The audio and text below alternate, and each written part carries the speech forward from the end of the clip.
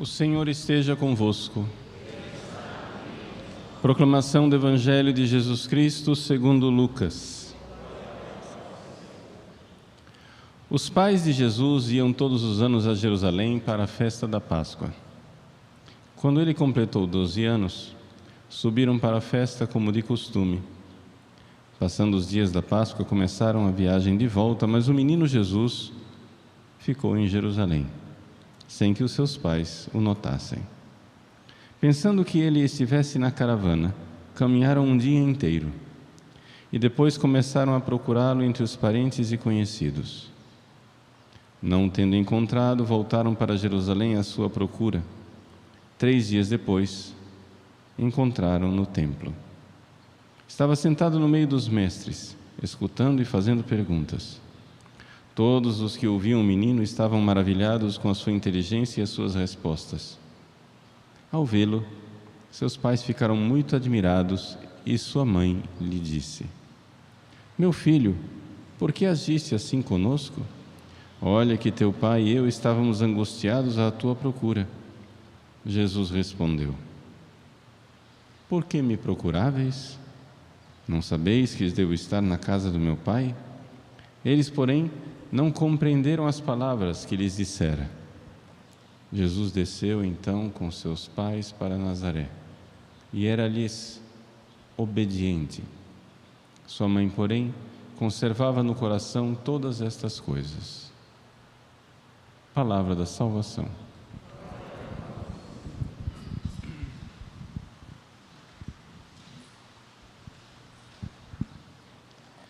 Meus queridos irmãos e irmãs, tendo celebrado ontem o Sagrado Coração de Jesus, hoje nos voltamos para o Imaculado Coração da Santíssima Virgem Maria. Convém sempre recordar que quando falamos do coração da Virgem Maria, nós estamos falando de um prodígio sobrenatural. Ou seja, Maria, que é uma pessoa humana como nós, desde o momento da sua primeira concepção, teve a sua alma não somente preservada do pecado, imaculada, mas santificada, com abundância de graça, que faz com que ela pudesse, desde o início, participar, ninguém se escandalize com a palavra, participar da natureza divina. Não se escandalize com isso, porque é isso que vai acontecer conosco no céu. No céu nós iremos participar da natureza divina. E desde já, com o batismo, misteriosamente, nós temos uma certa participação na natureza divina. O que quer dizer isso? Quer dizer que nós, que somos seres humanos, podemos, por graça de Deus, começar a agir divinamente. Nós podemos, aqui nesse mundo, através da fé, e lá no céu, pela visão beatífica, nós podemos conhecer Deus com aquela luz com a qual Deus se conhece.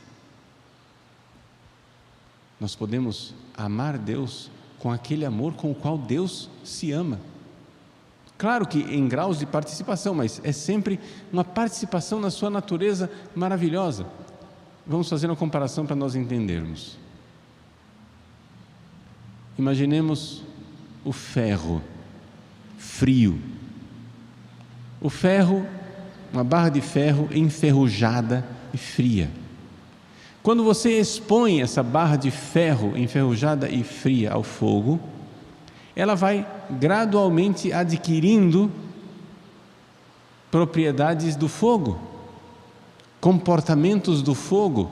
Primeiro, ela é enferrujada, ela se purifica, a ferrugem sai.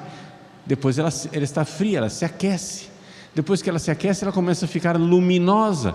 A barra de ferro fica luminosa, daqui a pouco ela se funde. E se fundindo, ela começa a soltar labaredas de fogo e começa a se comportar como se fosse fogo.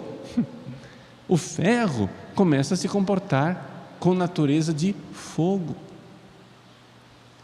Quando nós olhamos para o ferro fundido num caldeirão de uma usina, com aquelas labaredas de fogo, aquilo não parece ferro, aquilo está se comportando como fogo, mas continua sendo ferro. Assim também nós somos o ferro, Deus é o fogo. A graça divina vem para nos transformar de tal forma que nós podemos aos poucos ir nos comportando como o fogo.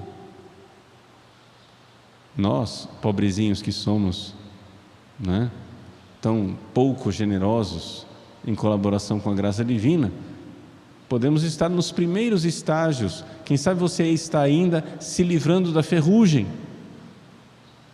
Outros já estão mais aquecidos. Outros já estão mais iluminados, já estão incandescentes. Mas os santos, os grandes santos, já se dissolveram. É o ferro fundido com labaredas de fogo e chamas de amor. Pois bem, a Virgem Maria não passou por esse processo. A Virgem Maria, desde o ventre de Santana, já é ferro fundido com labaredas incandescentes de fogo.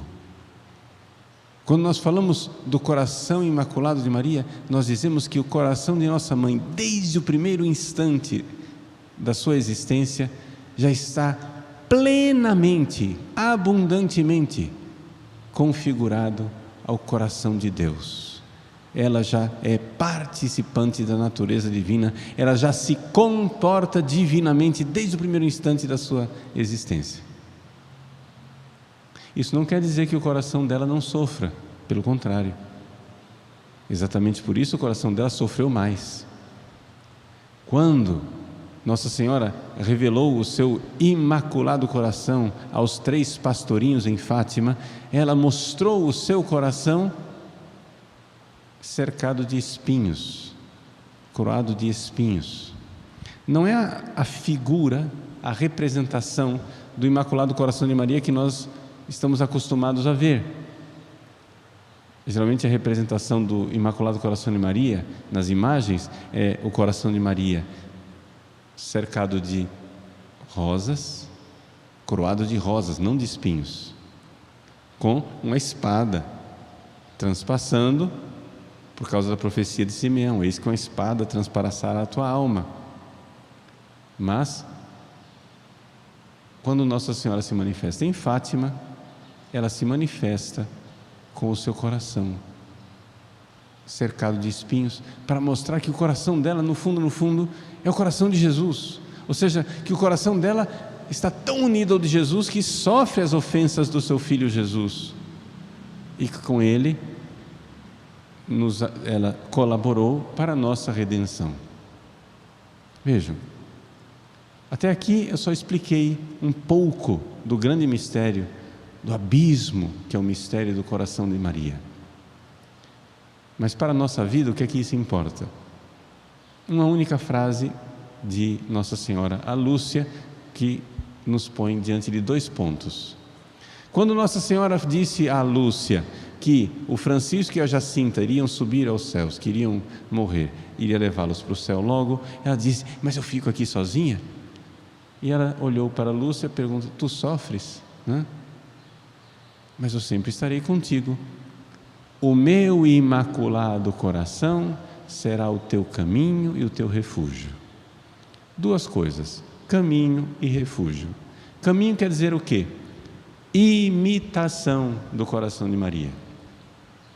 Nós precisamos imitar as virtudes de Nossa Senhora.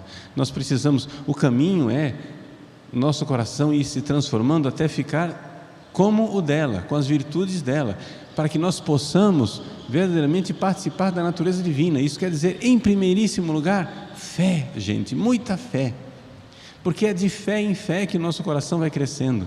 A maior fé que já existiu em toda a história da humanidade, jamais existirá uma semelhante. Maior fé do que todos os santos, maior fé do que todos os anjos no tempo da aprovação dos anjos, não foi a fé de Nossa Senhora. E exatamente esta fé que tornou o seu coração tão unido a Deus, para dar os frutos de caridade, de amor. Então, o caminho é nós entregarmos nosso coração a ela, entregar nosso coração ao coração de Maria, para que ela, como mãe, vá gerando um coração semelhante ao de Cristo. Como é que nós vamos nos comportando? Os meus pensamentos são pensamentos dignos da Virgem Maria, ou seja, ela pensaria as coisas que eu penso? Ela sentiria as coisas que eu sinto? Ela reagiria das formas como eu reajo? Para sermos verdadeiramente servos de Maria e ela consagrados, nós precisamos imitar as suas virtudes, a sua fé, a sua pureza, a sua mansidão, a sua docilidade, a sua obediência a Deus, a sua compaixão. Precisamos do coração de Maria como caminho de conversão. Mas é também refúgio. Nossa Senhora disse que o coração dela é refúgio porque ela não somente está lá como um modelo e então se vire. Não. Ela é também o auxílio, ela é auxiliadora dos cristãos para que nas batalhas com Satanás, com os nossos vícios, com os demônios, com tantas coisas que nós sofremos na nossa vida, nós tenhamos nela fonte de graças, auxílio. Ela verdadeiramente é para nós, não é? Fogo que transforma o nosso coração. A fonte originária do fogo é Deus, mas o ferro que já está lá dissolvido, com labaredas de fogo, se você for lá você também se queima, não é? Se você colocar o seu ferro frio, ele também transmite calor e transmite a capacidade de você se purificar, ficar incandescente e depois fundir o seu coração com o coração de Deus. Então Maria também é refúgio, porque ela é o lugar onde nós vamos, no meio de tantas lutas, para reabastecer a nossa alma, para buscar as graças, para buscar a força de Deus, a dinamis, a força de Deus para podermos amar e servir a Deus. Nós que consagramos já em 2017 a nossa paróquia ao Imaculado Coração de Maria, queremos nesse altar renovar esta consagração no dia de hoje, neste ano tão especial, ano de São José. E também gostaria, para concluir a homilia, trazer para o altar uma intenção de ação de graças, um grande louvor a Deus pela data especialíssima do dia de hoje. No dia de hoje, a Arquidiocese de Cuiabá e toda a Igreja do Mato Grosso rejubila de alegria pela fundação do Carmelo São José de Cuiabá. Queremos agradecer a Deus e queremos agradecer de forma especial a generosidade do Carmelo Imaculado Coração de Maria de Santa Teresinha de Cotia, São Paulo. Todas as 5 fundadoras e 3 noviças que aqui estão para fundar o Carmelo São José de Cuiabá vieram do Carmelo Imaculado Coração de Maria de Cotia. O Carmelo do Imaculado Coração de Maria fez um ato heróico de generosidade. Então nossas orações se dirigem hoje lá para Cotia, para dizer um grande Deus lhes pague. Deus lhes dê a recompensa no céu e que verdadeiramente o Imaculado Coração de Maria seja para o Carmelo de Cotia seu caminho, seu refúgio, sua proteção. Nós cobrimos de oração aquele Carmelo e também cobrimos de oração o Carmelo que hoje inicia na nossa Arquidiocese de Cuiabá. Hoje as irmãs, com o nosso arcebispo Dom Milton, o arcebispo irá celebrar a Santa Missa, e com a celebração da missa e a consagração das espécies eucarísticas, se dá a fundação do Carmelo, em que o arcebispo irá levar o Santíssimo Sacramento para o local provisório onde o Carmelo vai ficar, colocando Jesus no sacrário, e ali pronto. Missa rezada, sacrário com Jesus, Carmelo fundado. As irmãs entrarão para a clausura, será encerrada a clausura, e nós então podemos dizer: bendito seja Deus pelos seus dons.